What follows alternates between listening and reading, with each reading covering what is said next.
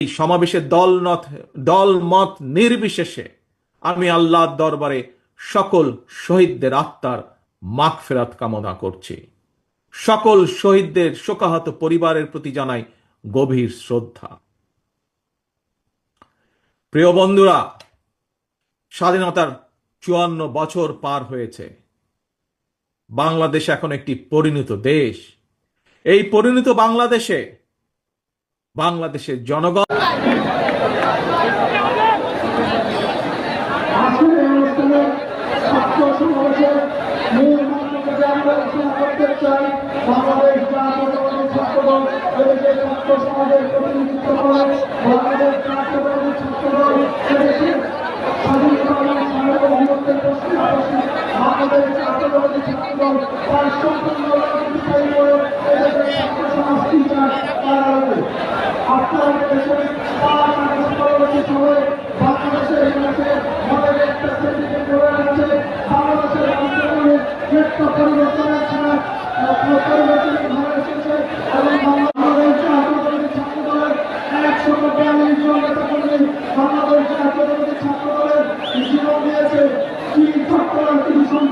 আমাদের ভাই এবং আগস্টের আন্দোলনের দ্বিতীয় শহীদ এবং বাংলাদেশ জাতীয় শেষ বিন্দু দিয়ে আন্দোলন সংগ্রাম করেছে।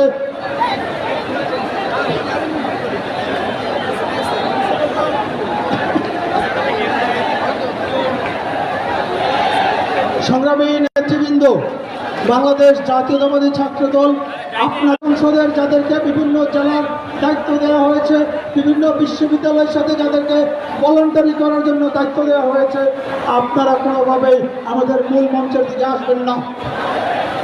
আপনারা আপনাদের ইউনিটের সাথে নিয়ে, আপনারা আপনাদের দায়িত্বশীল ইউনিটকে সাথে নিয়ে আপনারা সেই জেলাগুলোর সাথে আপনাদের নির্ধারিত জায়গায় বসে আপনারা সেখানে অনুষ্ঠানের শুরু থেকে শেষ পর্যন্ত আপনারা সেখানে অবস্থান করবেন।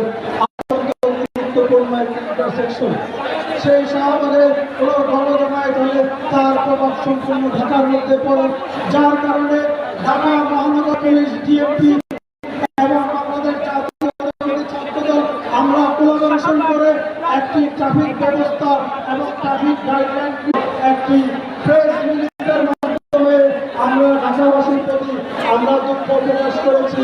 একদিনের এই সরকার তো পালানোর সুযোগ পাইছে, তাও আকাশ পথে। আর এই আসিফ নজরুল আর ডক্টর ইউনূস এরা যে পরিকল্পনা করতেছে যে মাস্টার মাইন্ড হিসেবে, এই ধরনের পরিকল্পনা যদি বাস্তবায়ন করার চেষ্টা করে তাহলে এরা পালানোর সুযোগ পাবে না। আমি রফিক হামিদুল বলছি, কারণ বাংলাদেশে সুষ্ঠু নির্বাচন দরকার। বাংলাদেশের জনগণ এইভাবে থাকতে চায় না, আর এইভাবে কোনো রাষ্ট্র চলতে পারে না। পৃথিবীতে দেখেন কোনো দেশে এই ধরনের সংস্কার নাই যে আসলে নির্বাচন ছাড়া, সরকার ছাড়া এইভাবে মাসকে মাস, বছরকে বছর চলে। আর আসিফ নজরুলের কথা কেন ডক্টর ইউনূস শুনতেছে আমি জানি না। সে আসলে একটা নোবেল বিজয় ব্যক্তি, কেন আসিফ নজরুল এই ফ্যাসিজের কথা শুনবে? এই যে আমাদের সাদেক হোসেন খোকার ছেলে, তার একটা ছেলে সাদেক হোসেন খোকার, ইসহাক হোসেন, সারা বাঙালি না সারা পৃথিবী তার চোখের মণি।